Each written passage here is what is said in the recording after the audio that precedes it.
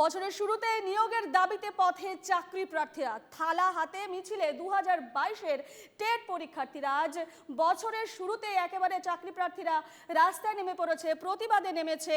মিছিলে 2022-এর টেট পরীক্ষার্থীরা, শিয়ালদহ থেকে ধর্মতলা পর্যন্ত তাদের মিছিল। বছরের শুরুতে নিয়োগের দাবিতে পথে চাকরি প্রার্থীরা, থালা হাতে মিছিলে 2022-এর টেট পরীক্ষার্থীরা। শিয়ালদহ থেকে ধর্মতলা পর্যন্ত তারা মিছিল করে।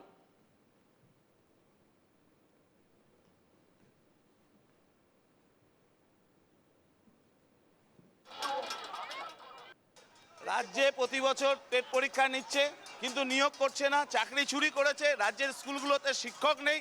আমাদের নির্দিষ্টভাবে বক্তব্য যে সমস্ত শূন্য পদে নিয়োগের নোটিফিকেশন করতে হবে। 2022 সালের টেট পাস ক্যান্ডিডেটদের অবিলম্বে নিয়োগের নোটিশ দিতে হবে এবং রাজ্যের স্কুলগুলোতে শিক্ষক পূর্ণ করতে হবে।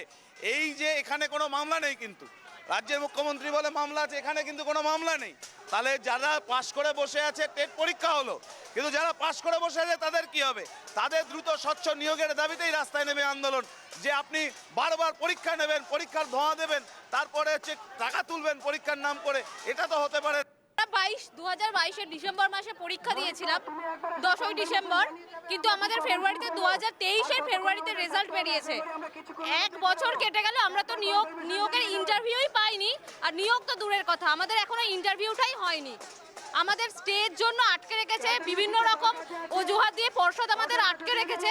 কিন্তু আমরা তো এটা চাই না। বারবার আমরা কেন আন্দোলনে নামবো, কেন আমরা রাস্তায় আসবো, কেন রাস্তায় দাঁড়াবো? আমরা আমাদের নিয়োগ চাই, খুব দ্রুত আমাদের পর্যাপ্ত পরিমাণে ভ্যাকেন্সি দিয়ে আমাদের নিয়োগ চাই। এটাই হচ্ছে আমাদের দাবি। আমাদের দ্রুত ইন্টারভিউ নোটিশ চাই, নোটিফিকেশনটা দিতে হবে আমাদের, এটাই দাবি আমাদের।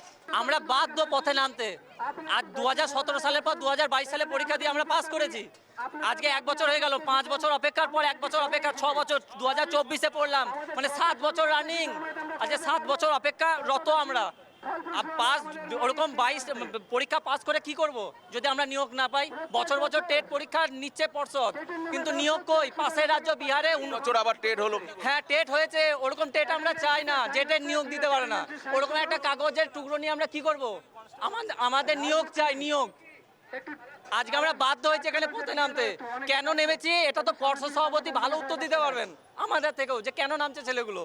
আমরা যখন দিয়েছিলাম তখন টেটের ফর্ম ফিল আপের ফিস ছিল 50 টাকা, এখন সেটা বেড়ে গিয়ে 500 টাকা হয়েছে। টেট নামে কি সরকার ব্যবসা চালাচ্ছে নাকি পর্ষদ ব্যবসা চালাচ্ছে? টেট যদি হচ্ছে নিয়োগ কই, যেখানে পর্ষদ সভাপতি বলেছিল বছরে অন্ততপক্ষে আমরা 2 বার নিয়োগ দিব, সেখানে 1 বছর ধরে বসে আছি, একটা নিয়োগ না। এমনকি তার আগের নিয়োগটাও পুরোটাই প্যানেল এখনো প্রকাশ করতে পারলো না, বসে আছে। তাহলে কিভাবে আমরা কোন দিকে যাব? কে আমাদেরকে রাস্তা দেখাবে? একটা কথা বলিস, আমাদের বারবার সিটেটের কথা বলা হচ্ছে আর নেটের কথা বলা হচ্ছে, এটা প্রতি বছর হয়। কিন্তু এটা বুঝতে হবে, সিটেটটা দিয়ে সারা ভারতবর্ষে অ্যাপ্লাই করা যায়, বিভিন্ন রাজ্যে অ্যাপ্লাই করা যায়, ডিএসএসবি আছে, কেবিএস আছে, সব জায়গায় অ্যাপ্লাই করা যায়। আমাদের টেটটা ওয়েস্ট বেঙ্গল ছাড়া আর কোথাও নিয়োগ হয় না, ওটার সঙ্গে মেলালে হবে না। আর তারপরে হচ্ছে নেট সাথে কথা বলছে, নেট সার্চ করার পরে রিসার্চ করলে প্রতি মাসে 25 থেকে 30 হাজার টাকা সাম্মানিক পাওয়া যায়। আমাদের প্রতি মাসে 20 হাজার টাকা করে দিই, তাহলে আমরা আন্দোলনে নামবো না।